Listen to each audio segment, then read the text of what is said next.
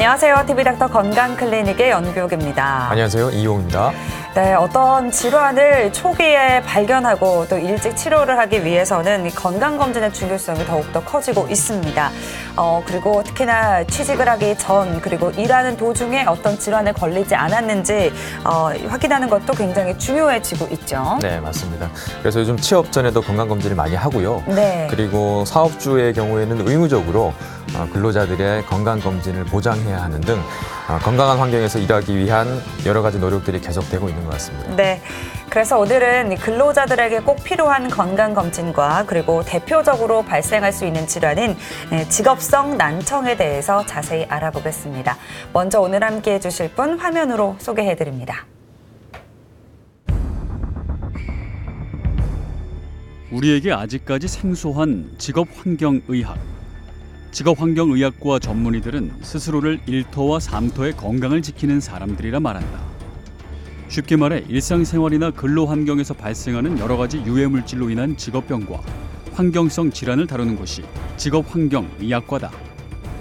직업환경의학과는 직업의학과 환경의학으로 구분이 되는데요. 직업환경에서는 우리가 일하는 곳에서 유해인자로부터 우리가 근로자들의 몸과 마음이 어떠한 영향을 미치는지를 알아보고 평가하고, 만약에 그곳에서 일하다가 어떠한 신체적인 영향이 미쳤다면은 그 작업 방법이라든지 작업 조건들을 개선하는 데 일익을 담당함으로써 직업병 예방을 하기 위한 학문입니다.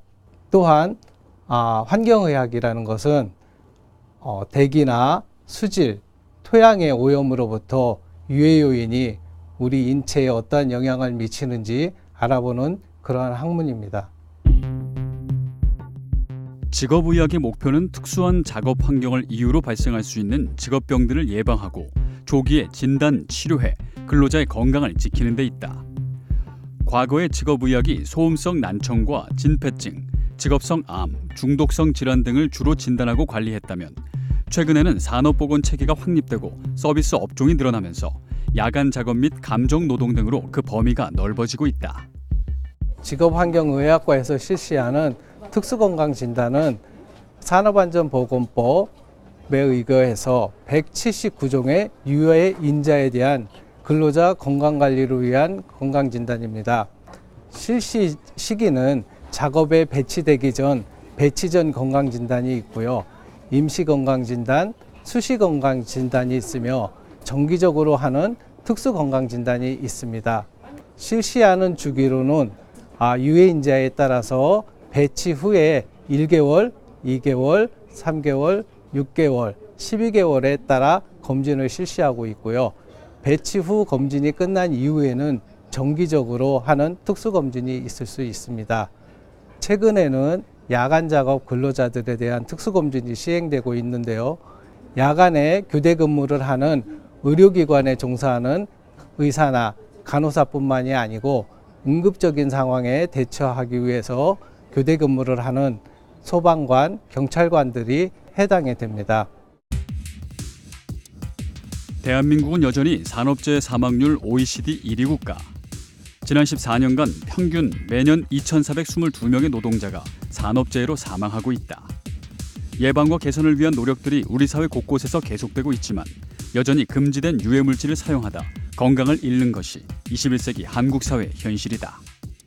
우리는 집에서 활동하는 것보다는 우리가 현장에서 근로하면서 일하는 시간이 더 많이 있을 수 있습니다. 따라서 근로 조건에 따른 유해인자가 우리 몸에 어떠한 영향을 미치는지, 만약에 그러한 질병들이 발생을 하였다면은 우리가 그 일반적인 환경에서의 보다는 작업장에서 환경에 의한 영향이 더 크다고 볼 수 있습니다. 따라서 직업환경의학과 전문의는 근로자들이 일하는 환경에서 몸이 아프다거나 문제가 발생하였다면은 작업장에서의 원인을 밝혀낼 수 있고, 그에 대한 개선책을 제안함으로써 근로자들의 그 이후에 건강 수준을 더 개선하고 이를 우리 사회에 알릴 수 있는 그러한 효과가 있기 때문에 필요하다고 생각합니다. 우리가 어떤 일을 하는지, 그리고 우리의 질병이 어디서 왔는지, 건강한 삶을 위해서 어떤 일터가 필요한지 우리 사회에 끊임없이 궁금증을 던지는 직업환경의학과. 오늘 TV닥터 건강클리닉에서는 직업환경의학과 전문의 황구윤 과장과 함께 근로자의 건강진단과 대표적인 직업병인 직업성 난청에 대해 자세히 알아본다.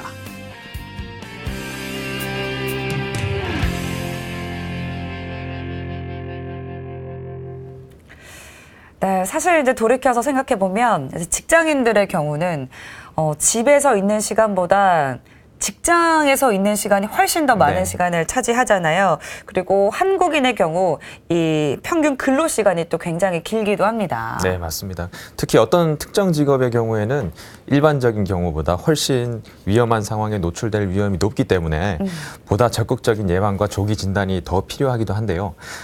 그래서 오늘 소개해드릴 이 진료 과목의 역할이 더 중요하게 여겨지는 것이 아닐까 생각됩니다. 네, 화면으로 소개해드렸던 직업환경의학과 황규윤 과장과 함께하겠습니다. 과장님 어서 오세요. 안녕하세요. 네, 예, 반갑습니다. 예, 반갑습니다. 네, 과장님 먼저 이 직업환경의학과라는 진료 과목이 아직 예. 시청자 여러분들께는 많이 생소하게 느껴지실 것 맞아요. 같습니다. 네. 어떤 진료를 하는 곳인지 한번 설명해 주시죠. 예전에는 산업의학과라고 하였습니다. 직업병을 진단하고 치료하는 학문이었고요. 최근에는 직업환경의학과라고 하여 직업의학과 환경의학으로 구분하고 있습니다. 쉽게 말씀드리게 한다면은 직업의학은 일하는 사람들의 건강을 유지 증진시키고 직업병을 예방하는 학문이라고 보시면 되고요. 환경의학은 우리 주변 환경에 있는 유해인자로부터 발생할 수 있는 건강 장애를 주민의 입장에서 치료하는 그러한 학문이라고 볼 수 있습니다. 과거에는 그 산업재해나 직업병 같은 직업성 질환이 주였지만 최근에서는 직업을 가진 직장인들의 건강 관리가 매우 중요하기 때문에 특히 근골격계 질환이나 뇌심혈관계 질환 같은 그 관리가 중요해지고 직장인들이 개인의 취미나 취향 또는 여가 활동 등에서 발생할 수 있는 그러한 것도 관리를 할 수 있는 그런 학문이라고 볼 수 있습니다.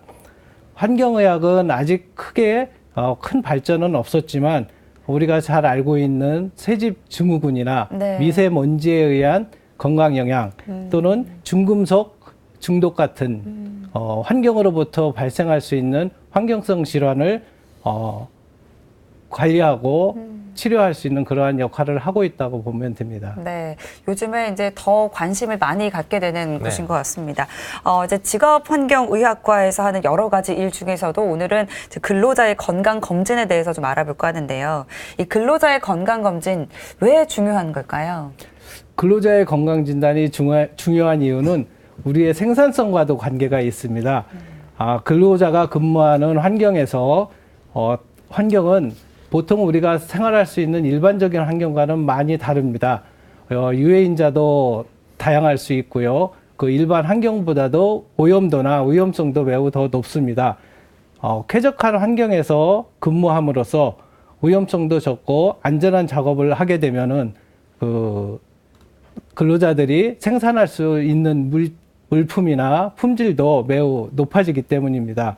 그럼으로써 우리 소비자들은 안전하고 깨끗한 근로자분들이 생산한 물건을 더 쉽고 더 저렴하게 구입할 수 있겠지요. 근로자들은 우리 가족들입니다. 근로자의 건강관리가 중요한데요. 근로자 자신은 물론 기업주나 아니면 사회적, 국가적으로도 매우 중요합니다. 건강하지 못한 근로자가 생기게 되면은 당장 우리 가정에 문제가 생길 수도 있고요. 그다음에 근로자들의 건강 관리로 인해서 국가의 경제가 더욱더 튼튼하게 이바지될 수 있겠지요. 네. 근로자는 우리의 가족이라는 말이 되게 맞아요. 네, 가슴에 와 닿는 것 같습니다. 네. 남의 일이 아니라 나의 일이라는 것. 네, 맞습니다. 생산성과도 또 관련이 있다고 네. 하니까요. 이제 우리가 이 받는 건강검진, 일반 건강검진이 있는데요. 이거 말고도 특별한 검진이 필요한 경우도 있다고요. 예, 우리가 보통 알고 있는 것은 국가에서 실시하고 있는 건강검진입니다. 네. 이를 일반 건강진단이라고 하고요. 우리가 보통 알 수 있는 고혈압, 당뇨, 빈혈, 신장질환 같은 일반적인 질병뿐만이 아니고 근로자들에게 특히 발생될 수 있는 직업적인 질병을 우리가 조기에 발견할 수 있는 특수 건강 진단이 있습니다. 자료 화면을 잠깐 보시죠. 네. 저희가 처음 말씀드린 것은 근로자들의 주기적인 건강 보호와 유지를 위한 일반 건강 진단이 있고요.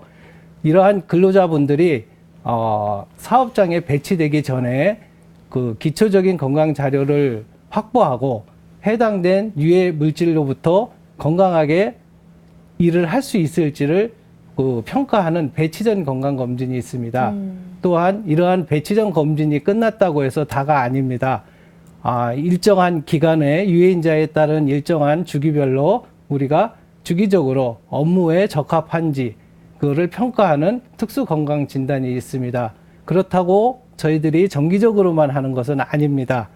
어떠한 유해 물질로부터 급격한 문제가 발생이 되는 직업성 천식이나 피부 질환 같은 경우가 있을 경우에 그 노출 업무에 대한 배치가 적정한지 다시 재평가할 수 있는 수시 건강 진단이 또 있을 수 있고요. 네. 또는 직업병이 발생된 어떤 집단이 있다면은 같이 근무하고 있는 그 같은 부서의 근로자들의 긴급한 건강 보호 유지를 위해서 의사의 판단 하에서 다시 또 검사를 할 수 있는 임시 건강 진단도 있습니다. 네, 그렇군요. 그런데 이 근로자의 건강 진단이 주기는 어떻게 되는 건가요? 대부분 일반적인 건강 진단인 경우에는 사무직 근로자를 기준으로 한다면은 우리가 2년에 1회 정도 검진을 받게 됩니다. 네. 그러니까 직장 가입자나 지역 가입자 중에서도 2년에 1회씩 우리가 검진을 받고 있죠. 네. 그런데 특별한 경우 이러한 근로자 유해인자에 노출되고 있는 근로자분들인 경우에는 1년에 1회 이상 검사를 받게 되어 있습니다. 현재 산업안전보건법에 의하면은 179종의 유해인자에 노출되는 그러한 그러한 근로자에 대해서 법으로 정한 그 기준이 있습니다. 이 기본 주기에 따라서 실시를 하게 돼 있고요. 만약에 직업병 유소견 판정이 원인이 된 유해인자가 건강진단에서 발생이 됐다면은 의사의 소견에 따라서 특수검진을 다시 시행을 하게 됩니다.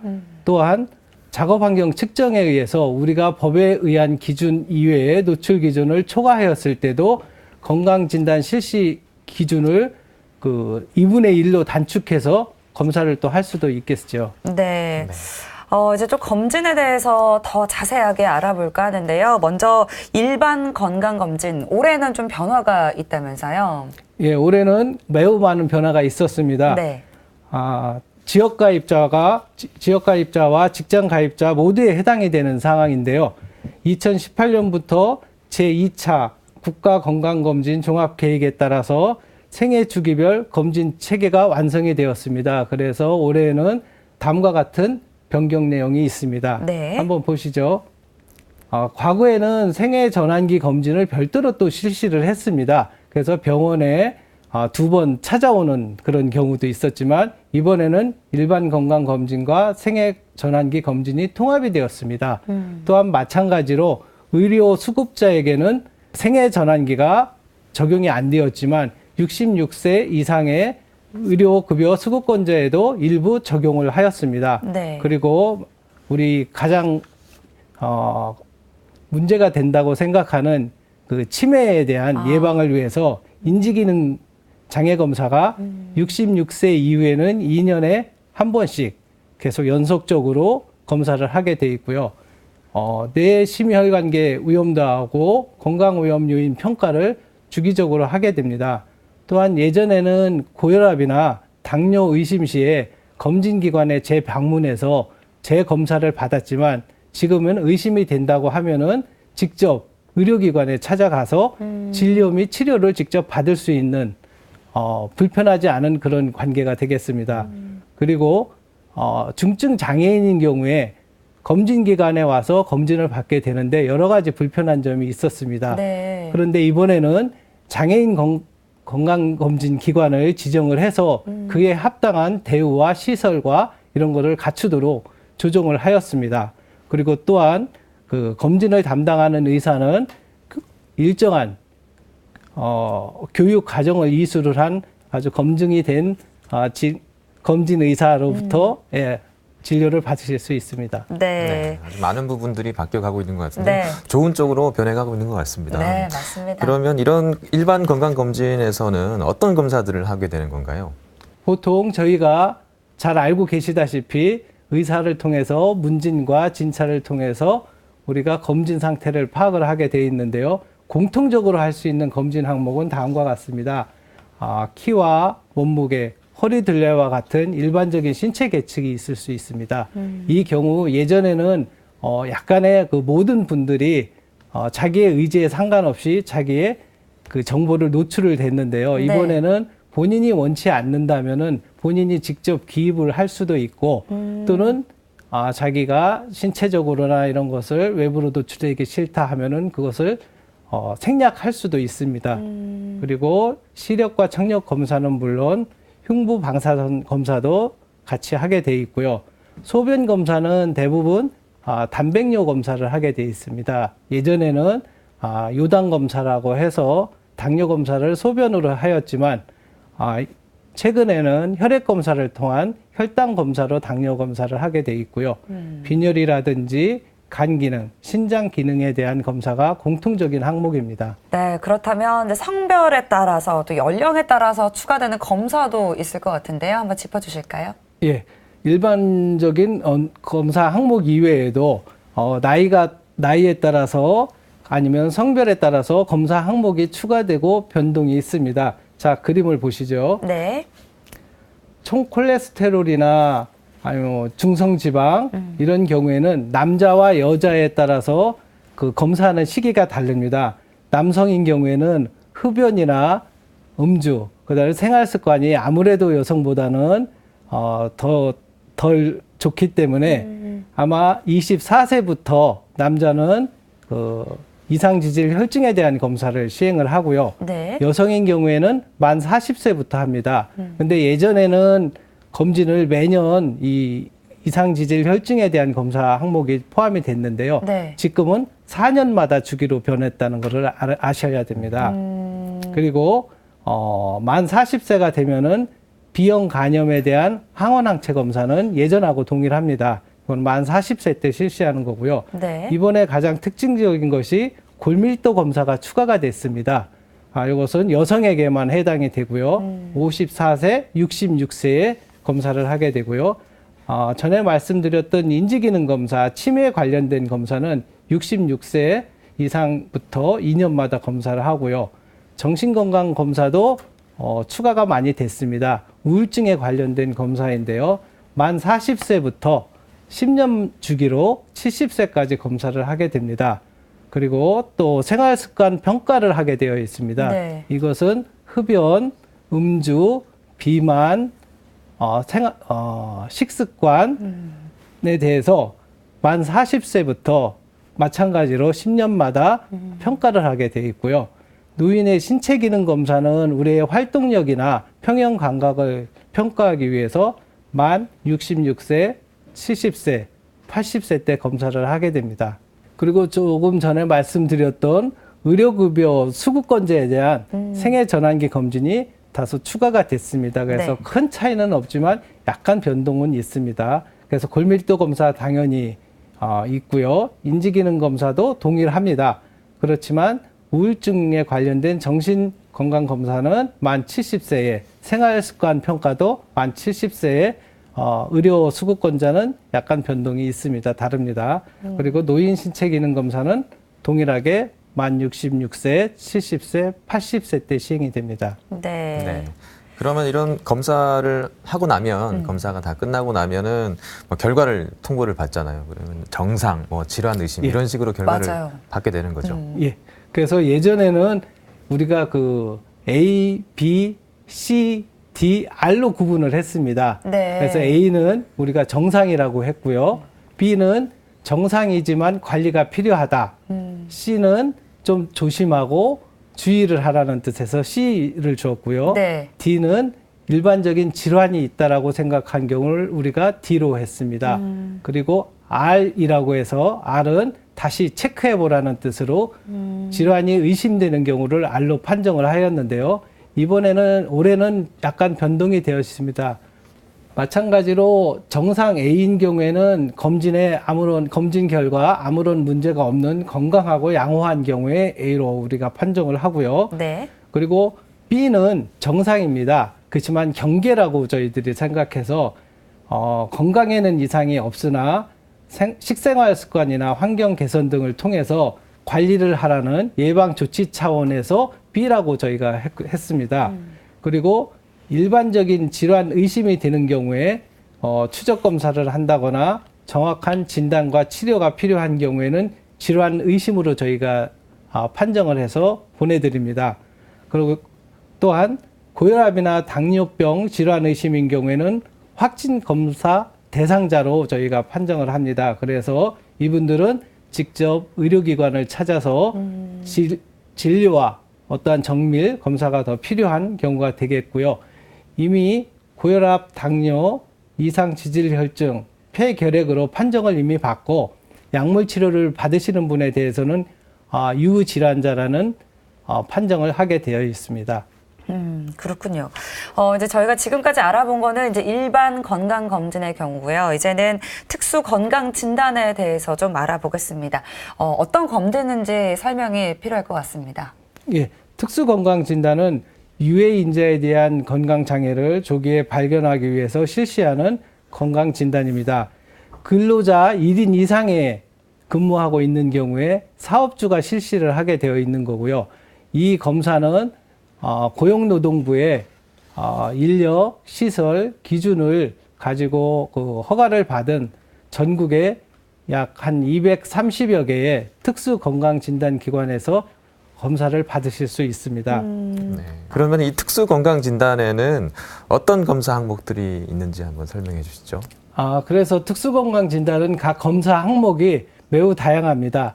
따라서 그 유해 인자에 따라서 항목들이 정해지는데요. 예를 든다면은 우리가 분진에 노출이 됐다. 그런 경우에 폐에 대해서 좀 더 정밀한 검사를 할 수 있겠지요. 그래서 폐 기능 검사라든지 객담을 이용한 세포 검사를 더 실시를 할 수 있고요. 혹시 청력에 관련된 소음 특수 검진을 시행을 한다고 하면은 우리가 보통 들을 수 있는 저주파 영역에서의 청력 검사 이외에 고주파에서의 청력 검사를 더 시행을 하게 되어 있습니다. 그리고 유기용제라든지 이런 물질에 노출이 되면은 그게 우리 몸에 들어가서 대사가 되고 영향을 미친 다음에 배출을 하게 되어 있습니다. 그렇다고 직접적으로 그 유해 물질을 평가를 할 수는 없기 때문에 네. 우리 몸에서 배출되는 그러한 그 생물학적인 지표를 우리가 소변 또는 혈액 또는 호흡기를 통해서 검사를 하는 그러한 특수검진 항목이 있습니다. 특수건강진단 실시는 전에 말씀드린 바와 같이 일정한 자격을 갖춘 기관에서 실시를 하게 되어 있는데 1차 검사 항목이 있고 2차 검사 항목이 있습니다. 그래서 1차 검사 항목은 대상자 전체에 대해서 일단 실시를 합니다. 그렇지만 2차 검사, 좀 더 세밀한 검사는 1차 검사 항목으로 평가가 어려운 경우 또는 질병이 의심되거나 직업병에 노출이 위험하다고 생각되는 경우에 의사가 판단하에 추가적으로 검사를 할 수 있겠습니다. 그 예를 한번 들어보겠습니다. 네. 혹시 그 간 담도 쪽, 그러니까 간 기능에 영향을 미칠 수 있는 그 유기용제 같은 물질들에 노출이 된 경우에는 네. 우리가 초음파 검사라든지 알파 페토 프로테인이라는 그 단백 검사를 더 추가해서 할 수 있고요. 그다음에 호흡기계 분진이라든지 어떤 성면에 노출되어 있는 경우에는 흉부 전산화 단층 촬영까지도 저희들이 검사를 더 하게 되어 있습니다. 네. 최근에 야간 작업 특수 검진이 시행이 되었는데요. 야간 작업 시에 문제가 될 수 있는 혈압 당뇨뿐만이 아니고 유방암이라든지 위암도 암의 원인으로서 저희들이 그 야간 작업을 보고 있습니다. 그래서 24시간 혈압 검사를 한다든지 또는 유방 초음파를 한다든지 위 내시경 검사를 하는 것도 2차 검사 항목에 포함되어 있습니다. 그렇군요. 그러면 이렇게 검진을 통해서 뭐 어떤 결과가 나오게 되면 예. 예방을 하거나 또 개선을 하기 위해서는 이 직업환경의학의 역할이 굉장히 중요할 것 같아요. 예. 예, 근로자 건강 관리와 업무로 인한 건강 장애가 있다면은 업무에 지속할 수 있는지 여부하고 예방 대책을 저희들이 마련해 주어야 합니다. 근로자의 과거에 자기가 어떤 일을 하였는지 또는 현재의 기술 숙련도가 어느 정도인지를 파악을 해서 사업주에게 대책을 요구할 수 있습니다. 근로자는 또한 좀 더 적극적으로 자기 건강 관리와 보호를 위해서 적극적인 대처를 해야 되는 그런 상황도 되겠지요. 이러한 그 근로자 건강 진단을 파악하기 위해서는 근로자의 일반적인 어떤 질환뿐만이 아니고 직업병과의 관계도 잘 알아봐야 됩니다. 업무 강도를 줄여야 될지 아니면은 업무에 대한 시간을 단축해야 될지 아니면은 현재 부서에 적합하지 않기 때문에 혹시라도 다른 부서로 이전을 해야 될지 이런 것들을 저희들이 사후 관리를 통해서 좀 더 근로자 개인의 맞춤형으로 관리를 해야 됩니다. 즉 건강 검진의 결과에 따라서 그 건강 관리를 구분을 하고 업무 수행에 적합한지를 판정을 하고 사후 관리를 어떻게 해야 되는지 저희가 제안을 해줘야지 됩니다. 네. 건강 관리를 구분하고 또 업무 수행이 적합한지를 판정하시고 사후 관리 판정까지 이루어진다고 하셨는데 그럼 이 각각 과정이 어떻게 이루어지는지 좀 예를 들어서 설명해 주시면 더 쉽게 이해할 수 있을 것 같습니다. 예, 건강 관리 실시에 대한 흐름들을 한번 보시겠습니다. 네. 건강 관리 실시에 있어서는 직업환경의학적 평가가 최종적인 목표인데요. 이에 대해서는 저희들이 3단계로 나누어지고 있습니다. 첫 번째가 건강관리 구분입니다. 만약에 이상 소견이 없는 건강한 근로자라면은 현재 조건에서 그대로 업무 수행이 가능합니다. 그래서 이러한 경우에는 어떠한 관리가 필요하지 않다. 우리가 판정을 내릴 수 있는 경우고요. 이상 소견이 있는 경우들이 있습니다. 이상 소견이 있는 경우에 현재 일정한 조건 하에서면은 근무를 할 수 있겠다. 우리가 판정을 할 수도 있고요. 일정 기간 현재 업무를 좀 하지 말고 치료를 받고 그 다음에 복귀를 하라고 우리가 권고를 할 수가 있겠고요. 또는 도저히 그 건강이 너무 악화가 됐기 때문에 현재의 업무를 수행하기 어렵다. 이래서 영구적으로 현재 업무에서 회피시키는 그런 방법이 있습니다. 이 경우에는 다른 직종의 업무로 전환을 한다거나 아니면은 보상이라든지 어떤 그 요양 같은 그런 처리도 할 수 있겠죠. 네, 그렇군요. 그러면 만약에 이제 결과가 좀 안 좋을 경우 이제 개선을 위해서는 어떤 노력들을 하게 될까요? 이 개선의 노력은 모두 다 노력을 해야 됩니다. 네. 근로자는 자기의 건강 관리를 위해서 좀 더 적극적인 관리가 필요하겠고요. 네. 사업주는 쾌적한 환경을 위해서 좀 더 작업 환경에 대한 그 신경을 써야 됩니다. 작업 공정을 개선한다든지 그 작업장의 환경 조건들을 더 개선을 해야 됩니다. 혹시 근로자에게 좀 더 나은 휴식 공간을 마련을 한다든지 어떤 일을 쾌적하게 할 수 있는 어떤 공간도 마련을 해줘야 되겠고요. 네. 또는 의료기관 같은 경우에는 근로자들이 자기가 구체적으로 실질적으로 시행할 수 있는 그런 사후관리 내용을 직접 기입해서 본인에게 통보를 해야 됩니다. 네. 다음과 같은 내용들이 좀 있을 수 있습니다. 네. 이거는 우리가 한 9가지로 나눠보기는 했지만요. 네. 이거는 근로자들의 개성 특성에 맞게 저희들이 변형해서 만약에 건강 상담이 필요한지 아니면은 현재 보호구가 지급이 잘 되고 있는지 사업주로부터 파악을 하고 네. 보호구 지급을 하도록 권고를 하면서 어떻게 착용하고 어떻게 관리를 해야 되는지도 근로자에게 교육을 시켜야지 됩니다. 네. 또한 검사가 필요한 경우에는 의료기관에 직접 방문을 해서 언제 어떠한 검사를 시행을 하도록 권고를 하고요. 이 경우가 어려운 경우에는 저희들이 직접 현장에 나가서 혈액을 채취를 해서 그 검사를 한 다음에 그 결과를 사업주와 근로자에게 직접 통보를 하게 되어 있습니다. 또한 근무 중에 치료가 필요한 경우에는 치료를 받도록 저희가 권고를 하고요. 그다음에 근무가 불가능한 경우에는 근로제한을 시킨다든지 시간을 단축시킨다든지 이러한 형태도 있을 수 있고요. 네. 혹시 산재 요양 신청이 필요한 경우에도 의사가 직접 작성을 해서 근로자에게 전해줘야 되는 그런 사후관리 방법들이 있습니다. 네, 그렇군요. 네, 근로자분들이 어떤 건강 진단을 받게 되는지 한번 살펴봤는데요. 네. 이런 검진을 통해서 가장 많이 발견되는 질환이 있다고 하는데요. 예, 사업장 검진에서 가장 흔히 발견될 수 있는 그 직업병으로서는 직업성 난청입니다. 그 직업병 난청 중에서도 소음 노출로 인한 소음성 난청인데요. 일반적인 청력 검사로부터도 우리가 소음성 난청인지를 좀 판단을 할 수가 있습니다. 네. 지금까지는 가장 흔한 직업병이 진폐증으로 알고 있지만 직업성 그 난청도 두 번째 그 직업병으로서 매년 한 200~300명, 수백 명의 그 새로운 그 난청이 발생이 되고 있습니다. 이러한 소음성 난청은 산업 현장이나 도시 발전에 따른 환경 소음으로부터도 우리가 그 발생이 될 수 있고 개인이 사용하고 있는 음향 기기, 예를 들어서 네. 뭐 음악을 듣기 위해서 뭐 이어폰이나 뭐 헤드폰을 이용을 한 경우, 특히 젊은 나이에 그런 것을 착용을 한 경우에 난청이 발생이 될 수 있겠죠. 이러한 소음성 난청은 감각 신경성 난청입니다. 난청은 우리가 보통 그 전음성 난청, 네. 쉽게 보면은 바깥으로부터 귀 안까지 들어오는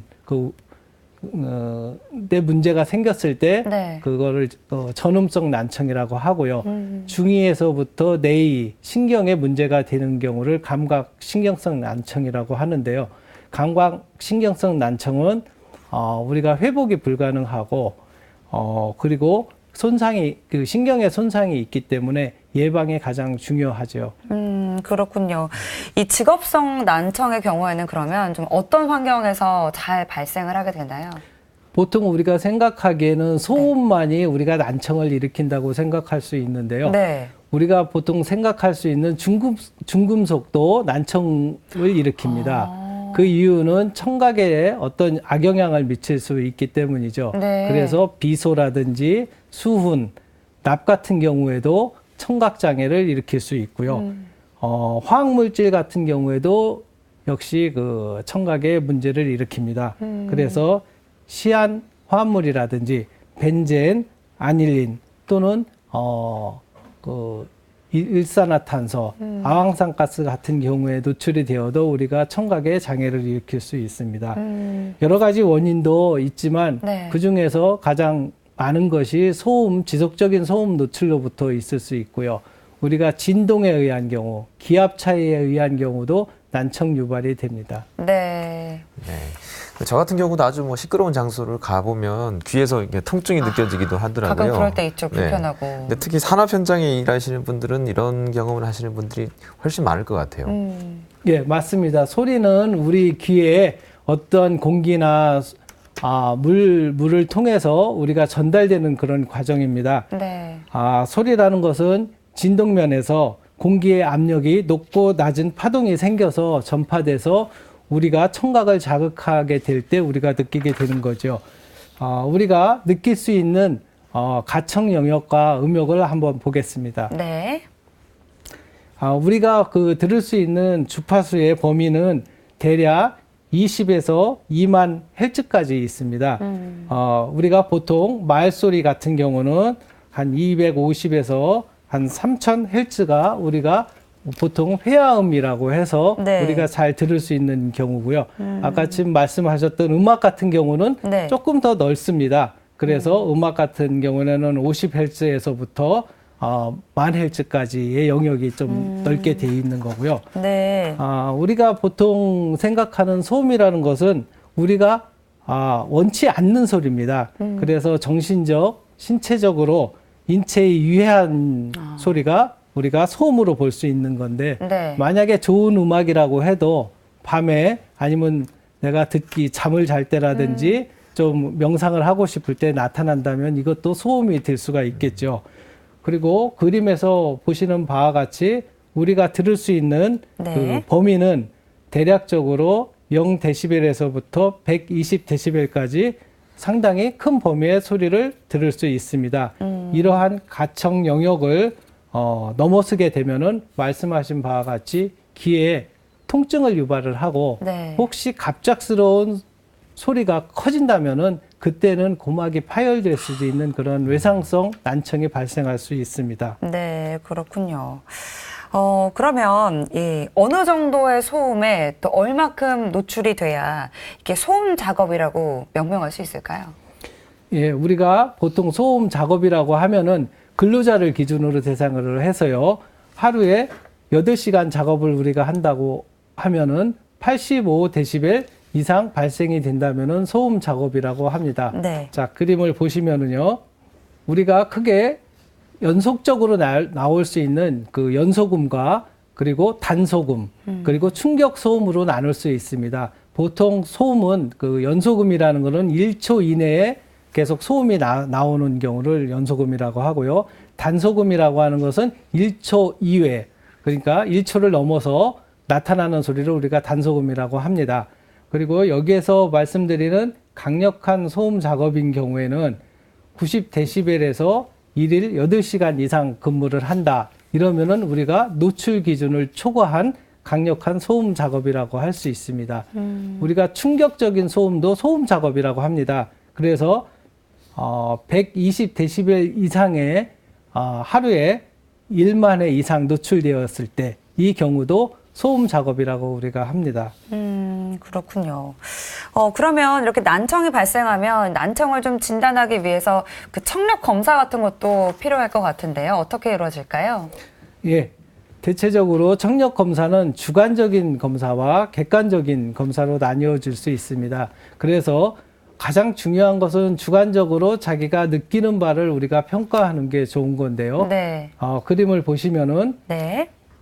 검사하는 방법이 매우 어렵습니다. 그런데 쉽게 주관적으로 할 수 있는 것은 우리가 음차 청력 검사가 있습니다. 네. 그러니까 음차를 이용해서 그 주파수별로 어느 정도 청력이 있는지 그거를 검사하는 방법이고요. 우리가 가장 많이 사용하는 것은 두 번째 순음 청력 검사입니다.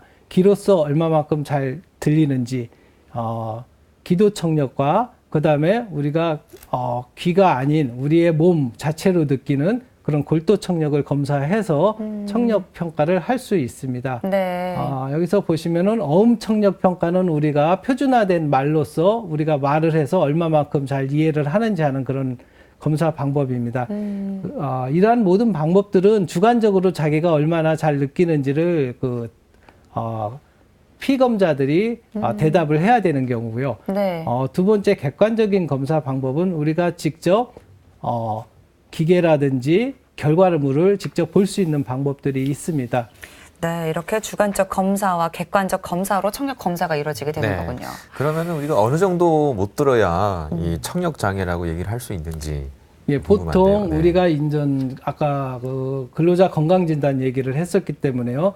일반 건강진단에서의 귀가 좋지 않다라고 얘기할 때는 1000Hz에서 40데시벨 이상을 못 들은 경우에는 청력에 이상이 있다고 저희가 합니다. 네. 그리고 소음 특수검진을 실시를 했을 때는 2000, 3000, 4000Hz의 주파수에서 청력검사를 실시를 하는데요.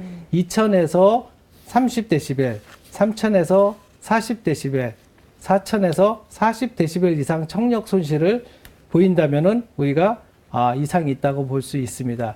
일단 청력 장애가 어느 정도인지 한번 표를 보시면은요. 네. 일반적인 그 청력 장애입니다. 보통 우리가 정상이다 그러면은 25데시벨 이하를 잘 들으시면 되는 거고요. 네. 한 40데시벨 정도까지 잘 못 듣는다. 그런 경우에는 경도의 난청이라고 우리가 하고요. 혹시 60, 70 이렇게 계속 그 청력 손실이 있는데요. 이 경우에는 70 이상을 못 들으면은 우리가 거의 고도 난청, 91데시벨 이상을 저희가 못 들으면은 완전히 청각을 잃은 상태라고 저희가 볼 수 있겠습니다. 예, 청력 수준에 따라서 우리가 어떻게 관리해야 될지에 대한 표입니다. 네. 그래서 우리가 보통 회화 음역을 청력을 잃었다고 하면은 30데시벨인 경우 미만인 경우에는 우리가 건강하다고 보통 생각을 하고요. 네. 그렇지만 고음역인 경우에는 좀 더 높습니다. 그래서 50데시벨 미만까지도 청력 보호가 좀 필요하고 관찰이 필요하다고 할 수 있겠고요. 고음역에서 50데시벨 이상인 경우에는 유소견자라든지 어떠한 그 응급적인 대책이 필요하다고 우리가 볼 수 있습니다. 그렇지만 회화 음역에서 40데시벨 정도까지다 하면은 유소견자로 해서 경도의 청력 저하가 인정이 된다고 할 수 있고요. 40데시벨 이상인 경우에는 우리가 중등도 이상의 청력 저하가 있다고 볼 수 있겠습니다. 네. 이런 그 난청을 일으킬 수 있는 이런 여러 가지 소음에 노출되는 환경이 있을 때 우리가 귀마개를 이렇게 쓰면서 보통 맞아요. 이제 귀를 보호하려고 하잖아요. 근데 이 귀마개를 착용하는 것도 그냥 착용하면 되는 것이 아니고 뭐 방법이 있다고 하는데 어떤가요? 예, 맞습니다. 우리가 지금 말씀드리는 소음성 난청은 어떤 예방적 효과가 확실합니다. 그래서 우리가 그 공학적으로 소음을 감소시키는 것도 중요하지만 네. 우리가 그렇지 못하는 경우에는 결국에는 우리 근로자분들이 개인적인 보호구를 직접 착용을 해야 됩니다. 그래서 한번 우리가 청력을 보호할 수 있는 보호구를 한번 보겠습니다. 네. 개인 보호구도 종류와 착용 방법에 따라서 효과가 다양합니다. 한번 그림을 보시면은요. 네. 귀마개와 귀덮개 이러한 개인 보호구들이 있습니다. 그렇지만 이것을 어떻게 착용할지에 대한 방법을 한번 설명해 드리겠습니다. 네. 일단 귀마개에 대한 착용 방법입니다. 귀마개인 경우에는 보통 스폰지 형태로 되어 있는데요. 우리가 손을 깨끗이 씻은 다음에 우리가 착용을 해야 됩니다. 그래서 귀마개를 전체를 딱딱하게 접어준 다음에요. 이거를 귀를 위 아니면은 뒤로 자기의 귀를 당긴 다음에 네. 요 귀마개를 안쪽으로 깊숙이 집어 넣습니다. 그리고 나서 손가락으로 밀어주게 됩니다. 네. 이 민 다음에 금방 손을 떼지 않고요. 한참 동안 이 스폰지가 팽창이 되는 시간 동안은 우리가 막고 있어야지 됩니다. 그리고 나서 자기가 그 귀마개를 정확히 했는지 안 했는지는 혹시 거울이라든지 이런 거를 보면서 바깥에서 보이지 않는 정도 이렇게 착용을 한다면은 보통 실험실 조건에서는 한 30데시벨 정도를 우리가 방음을 해준다고 되어 있습니다. 네. 그렇지만 실제 현장에서는 한 20데시벨 정도 소리를 감소시키는 그러한 효과가 있습니다. 네. 이제 귀마개 착용할 때도 올바른 방법으로 착용하셔야 된다는 거. 저도 착용을 해본 적이 있는데 네. 이렇게 설명을 들어보니까 제대로 착용하는 분이 거의 없는 것 같아요. 밀어 넣기 바빴죠. 네, 네, 그렇죠. 맞습니다. 저희가 오늘 이제 함께 알아보니까 이 청력을 지키기 위해서는 예방만이 살 길이다. 뭐 이런 생각이 들거든요. 예방할 수 있는 방법 소개해 주실까요? 예, 이러한 청력뿐만이 아니고 일반적인 우리 질병에 있어서 3단계의 예방 대책이 있습니다. 제1차 예방이라고 하는 것은 근로자 자신이 자기의 건강관리를 직접 관리를 하는 것입니다. 또한 사업주는 환경공학적으로 그 소음원을 제거를 하고 소음원을 감소시킬 수 있는 방안을 마련을 해야 됩니다. 소음 작업을 만약에 하게 된다면은 이러한 개인 보호구 착용은 물론 정확한 착용 방법을 숙지해서 이용을 해야 되겠습니다. 그리고 2차적인 예방도 있습니다. 이 소음성 난청이라는 것은 자기가 얼마만큼 소음으로 인해서 청력 손실이 되어 있는지 자가 인식이 어렵습니다. 따라서 정기적으로 검사를 하면서 만약에 청력 손실이 되어 있다면은 이를 빨리 대처할 수 있는 조기 발견과 조기 대처 방법이 필요하겠고요. 마지막으로 만약에 이러한 예방적인 대책에서도 청력이 손실이 됐다. 그래서 귀가 많이 나빠졌다. 그러면은 재활적인 예방 대책이 있습니다. 만약에 이런 경우에는 소음 부서가 아닌 다른 부서로 이동을 해서 더 이상 소음 노출을 받지 않게 된다면은 우리의 청력 손실은 더 이상 진행이 되지 않겠고요. 만약에 업무 전환도 어렵다. 그리고 직업병 인정도 받기 어렵다 했을 때는 가까이 있는 그 전문적인 기관에서 조언과 권고를 받으시기를 바랍니다. 또한 만약에 이러한 작업장에서 떠났다고 해서 그 끝이 아니고요. 그 소음 부서 이외에서 일을 하시고 있다고 해도 정기적으로 그 이후에 청력 검사를 실시를 해서 더 나빠지고 있는지 자기가 관리를 해야 되고요. 혹시 청력 손실로부터 인해서 자기가 불편감을 갖고 있고 주변으로부터 어떤 그 오해를 받을 수 있는 일들이 있기 때문에 항상 귀를 보호하고 청력을 예방할 수 있는 그런 방안이 필요합니다. 네, 오늘은 직업환경의학과 황규윤 과장과 함께 근로자의 건강 진단과 그리고 직업성 난청에 대한 이야기 나눠봤습니다. 과장님 오늘 말씀 감사합니다. 예, 감사합니다. 네, 일하는 시간이 많은 우리나라 근로자들 사실 일하면서 건강을 챙긴다는 거 쉽지 않은데요. 그중에 한 가지 방법으로는 이 주기적인 건강 검진을 들 수 있을 것 같습니다.